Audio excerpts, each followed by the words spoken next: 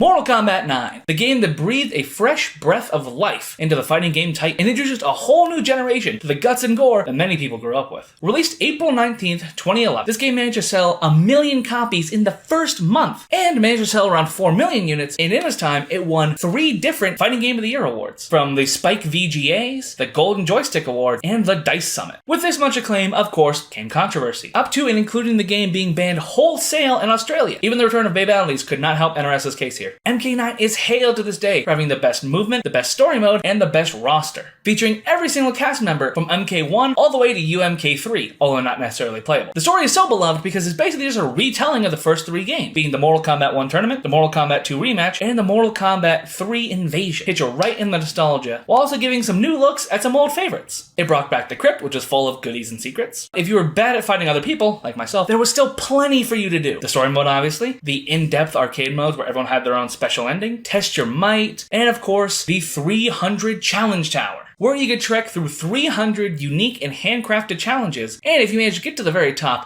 and beat one of the hardest things in any fighting game ever, then you would be rewarded with this, and then you could go and beat yourself. And the best part about Mortal Kombat 9 is you can't play it. While you can't escape MKX or MK11, Mortal Kombat 9 is not available anywhere. So unless you have the disc or an illicit ROM, you're not allowed to play one of the best fighting games ever made. As you may know, Mortal Kombat 9 was actually banned in Australia upon its release. And there were several factors to this, but did you know that Kung Lao is the only character to be called out by name in the official report from the Australian Certification Board? GameSpot AU received a copy of the Certification Board's official report on Mortal Kombat 9, and I quote, "Kung Lao throws his metal hat into the ground and it spins like a buzzsaw. He grabs his prone opponent by the ankles, drags their body through the saw, explicitly slicing them vertically in half. Copious blood spray is noted. Kung Lao then holds up both halves of the corpse as blood pours out. Despite the exaggerated conceptual nature of the fatalities and their content within a fighting game and a fantasy realm, impact is heightened by the use of graphics which are realistically rendered and very detailed. In the opinion of the board, the game contains violence that exceeds strong in impact and is unsuitable for a minor to see or play. The game should therefore be refused classification pursuant of item 1D in the computer games table on the National Classification Board." Way to go, Kung. Mortal Kombat 9 is one of the best fighting games ever made. There might be a few facts that you don't know about it. Well, for starters, Mortal Kombat 9 is not officially its real title. Technically, it is just called Mortal Kombat. But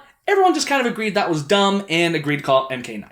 Now, this game was based off of the original Mortal Kombat trilogy. Not Mortal Kombat trilogy, but the first 3 games. And this was reflected not just in the story and the roster, but also in the secrets. You see, in Mortal Kombat 9, they recreated all 4 of the famous secret fights from the arcade era of Mortal Kombat. Reptile, Jade, Smoke, and Noob Saibot. If you go through the arcade mode and do all the right steps, you can recreate the secret fights. If you have a copy of the game lying around, go through and see if you can get them all. Now in MK9, they brought back an old school feature, which was combat codes. There are 44 different combat codes that you can punch in the beginning of a match. They had all kinds of wacky buffs, debuffs, and BS that changed the game greatly. Things like turning on classic music, disabling special moves, and completely disabling blood. Another thing they brought back was the Crypt, a yard of torture and death, where you could pay to desecrate graves and rip people in half and get fun prizes. But you don't have to double flawless Shao Kahn on Expert in order to be able to afford to shop here, as each of the 4 different areas has a secret chest with 5,000 coins in it that you could unlock. And at an average of about $7.50 per thingy, that is about 28 free pulls. Mortal Kombat 9 undoubtedly has the best roster of any Mortal Kombat game, but it was almost better, as Fujin and Tanya nearly made it in. Fujin got as far as to have his voice verbalized in the game.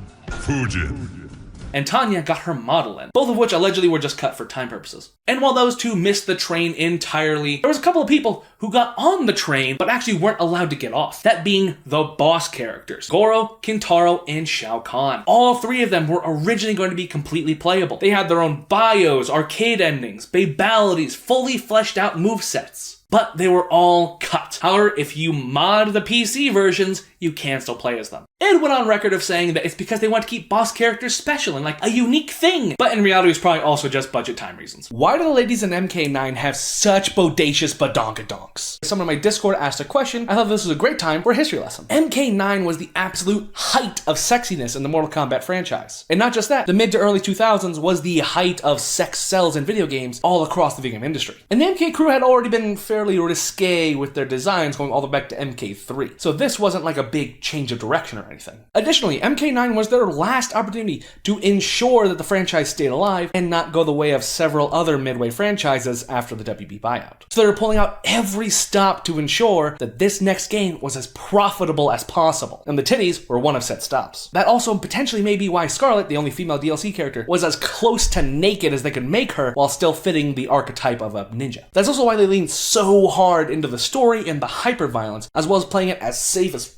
possible with the roster. They were going balls out and cranking every lever that they knew had gas behind it to ensure that this game was a success. And hey, it worked because MK9 sold 3 million copies, and here we are today. That being said, after MK9, things changed, the video game industry being targeted more and more for sex over violence. And so when MKX came around, they went, and pulled it back quite a bit. Follow for more MK content.